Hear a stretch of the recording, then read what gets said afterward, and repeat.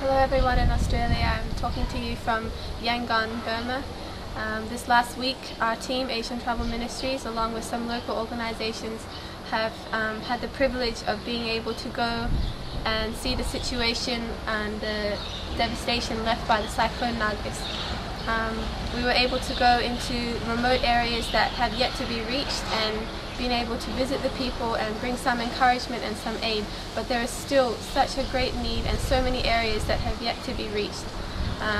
It's good that international aid has been able to come into the mainland and into Rangoon and just beyond, but there are so many islands and further areas that have been hit and completely wiped out by the cyclone Nargis, and people have yet to go and find survivors, and probably by now there's very few survivors left. So what we are hoping to do in these next few weeks is be able to reach those places that have not been reached yet. And we've seen the pain and grief in the people that we've seen so far in the refugee camps and the survivors. Mostly every family has lost someone, lost a loved one, and their grief is inexpressible. They don't know what to say, they don't know how to describe it, and many are left psychologically and emotionally traumatized and just completely in shock of what has happened. This is on a scale that is larger than has ever happened before. And over 100,000 people have died, 130,000 are still missing. It's now over 2 weeks and there's probably very little chance of there being any more survivors, but we need to go and we need to try and find those who are still left there and bring help to them and rescue them from those areas.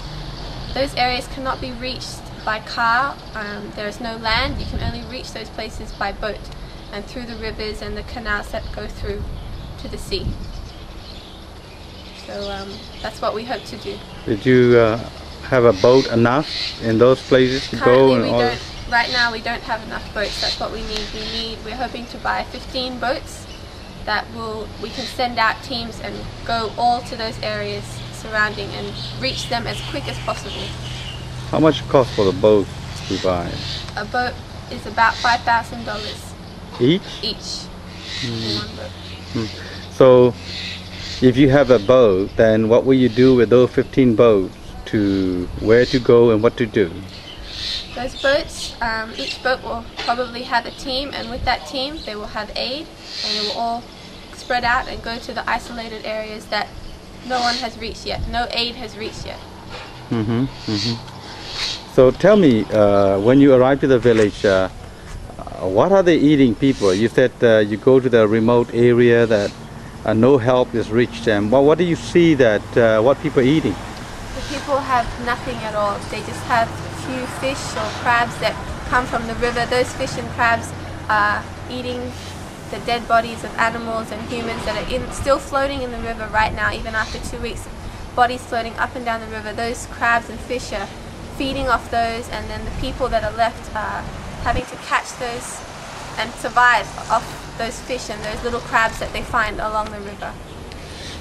So how about the people, you know, it's a Irrawaddy Delta. I mean, most of the water is just very salty, but where can they get the water or use for utility or having a bath, or what did you see there? There's no way, no area that they can.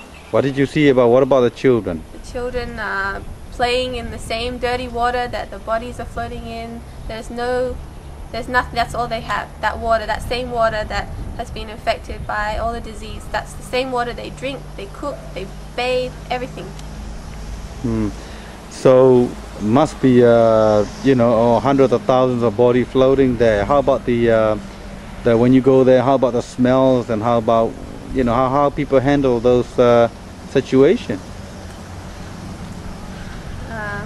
The smell is a terrible smell.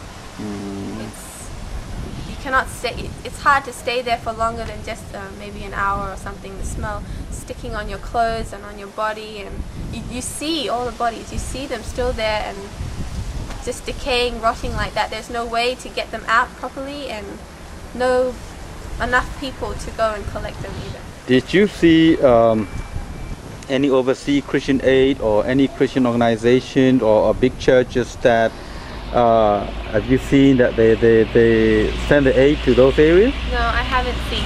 We have been working with local organizations here in Burma, but apart from that, I haven't seen yet. I've yet to see any Christians really get in and help, and that's what we need. We need Christian churches and professionals to give and to help right now, which it's a time that is open. Burma is open, and we need to take that chance. What about that lady that lost a child that is helping a son, and and his son in the end is what's happened with those stories? One lady that I talked with in a refugee camp, she told me about how when the water came and rose, her husband, who is paralyzed from the hip down, and her were trapped, and her son, who was young and he was strong, fit, saved them both and put them in a safe place, and he kept going out and saving people, but in the end he was swept away by the waves. But all the people that he saved, they have survived, but him, in the end, he died. He died. Lost his life. So you come and tell about the story, devastating all the stories or whatsoever. What is your next plan? I mean, you come and tell in Australia, you come and speak and share.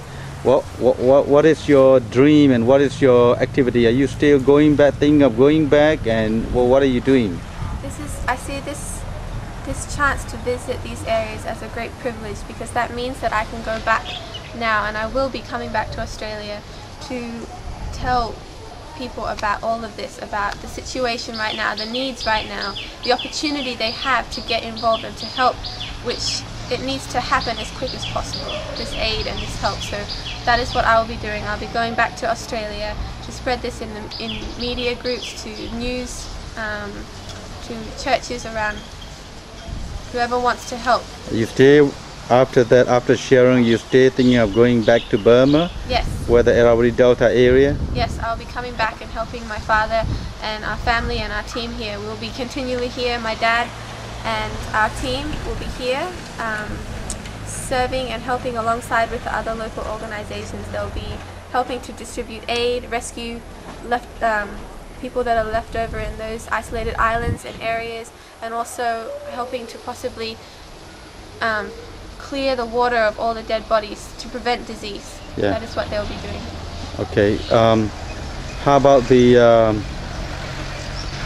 have you seen any other foreigner from Australia or where the place that you go? Or? I haven't seen, not now the government is opening the way, but up till now I haven't seen any foreigners allowed to go in, and just local organizations doing what they can with what they have. So obviously you represent the Australia, sending that news to people in Australia so that they can use whatever channel they access and help the people over there, isn't it? Yes, I definitely want the people in Australia to be able to see what the situation is, and yes, so that this can be a channel for them to help. I know many people in Australia are wanting to help, they're wanting to give, and this is a way that we can. It's by supporting Asian Tribal Ministries, local organizations who can get right into those areas that are desperate right now.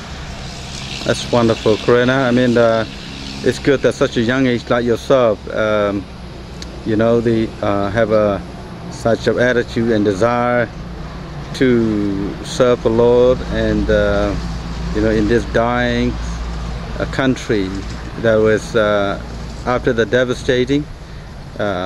What does the doctor say? They stay continually expecting the more people to die, or every day there are more people dying from wounds, from infections, from diseases, from malaria. Malaria being the most common right now. When they test the blood, they find malaria, and this will keep happening, and we need help as much as possible to really reach these people and help them. Well, thank you, Karenna. Hope that we see you again after you return back from Australia. God bless you.